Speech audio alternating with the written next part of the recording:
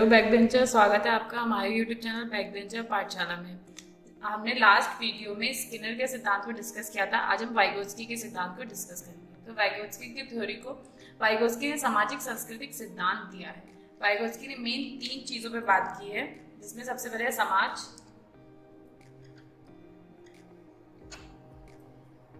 संस्कृति, कल्चर और भाषा। वाइगोत्स्की ने इन 3 चीजों की बात की है अपनी थ्योरी में। हम इसको शॉर्ट फॉर्म में ऐसे भी याद कर सकते हैं, समाज से मतलब सोशल, और ये कल्चर सी और एल, SCL करके इसको याद कर सकते हैं। और वाइगोत्स्की एक रूसी वैज्ञानिक हैं। इन्होंने प्रोजेक्ट मेथड दिया है।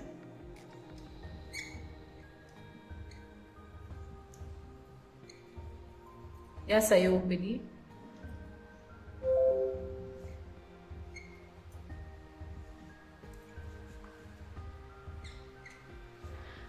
वाइगोत्स्की की पूरी थ्योरी में हमें सबसे मेन चीज़ों में हमें समाज, संस्कृति, भाषा को याद रखना है।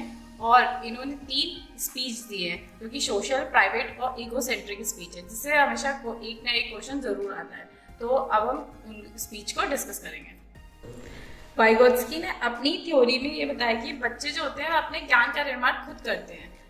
और इन्होंने कहा है कि जो भाषा होती है, भाषा के बाद विचार आता है। मतलब भाषा पहले आएगी, उसके बाद विचार।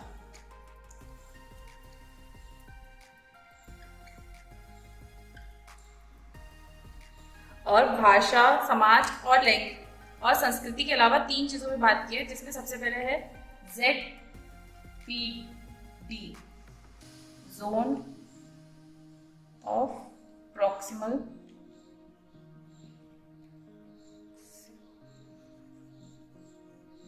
डेवलपमेंट।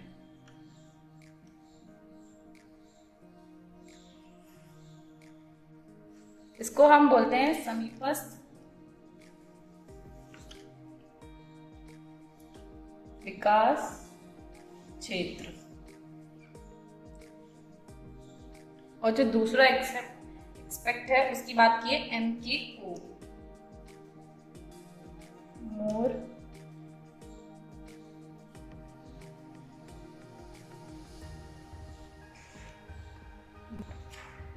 पहला है ZPD, zone of proximal development, और दूसरा MKO, मोर नॉलेजेबल अदर, और लास्ट है स्कैफोल्डिंग,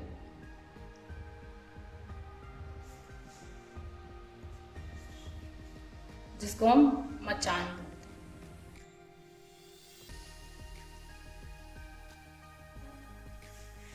हैं। जोन ऑफ प्रॉक्सिमल डेवलपमेंट वो होता है जब बच्चे को कोई ऐसी अवस्था आती है जब उसको कोई कार्य को स्वयं नहीं कर पाता है, तो वो जो टाइम क्षेत्र होता है वो होता है समीपस्थ विकास क्षेत्र। और उस टाइम में जो उसकी हेल्प करता है, तो वो मोर नॉलेजेबल अदर पर्सन होता है। और जो हेल्प होती है वो स्कैफोल्ड होती है। मतलब स्कैफोल्डिंग एक टेम्पररी हेल्प है।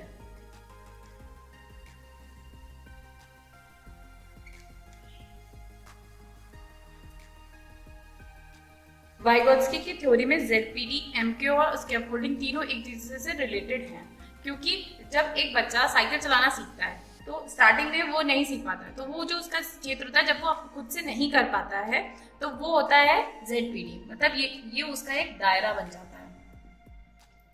और फिर जब उस डेवलपमेंट के क्षेत्र में उसको जो हेल्प मिलती है वो होती है MKO। तो जो पर्सन होता है वो,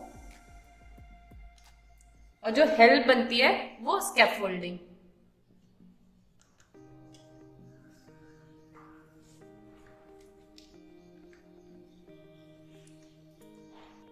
वाइगोत्स्की ने भाषा के बारे में ये कहा है कि भाषा और विचार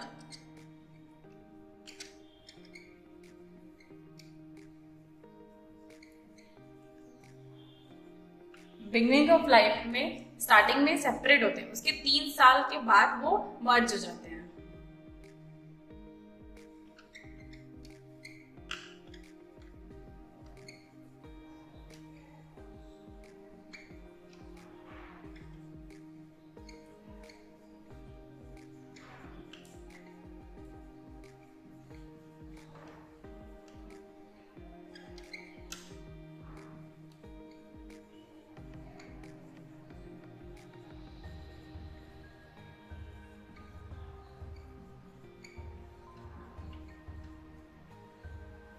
3 साल के बाद जो भाषा होती है वो विचार पे डिपेंड करती है, मतलब भाषा पहले आती है।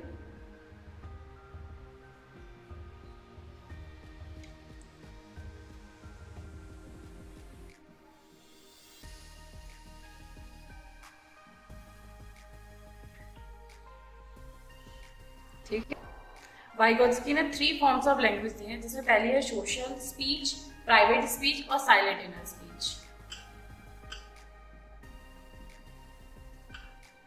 सोशल स्पीच,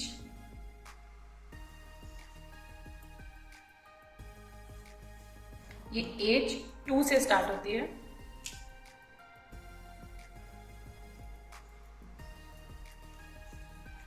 इसे सामाजिक वाक कहते हैं। और दूसरी है प्राइवेट स्पीच,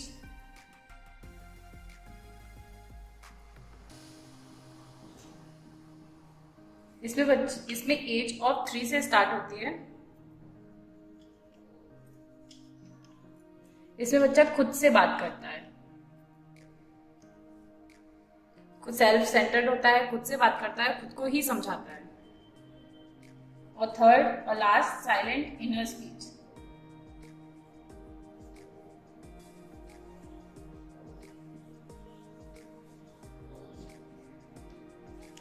ये एज ऑफ 7 से स्टार्ट होती है।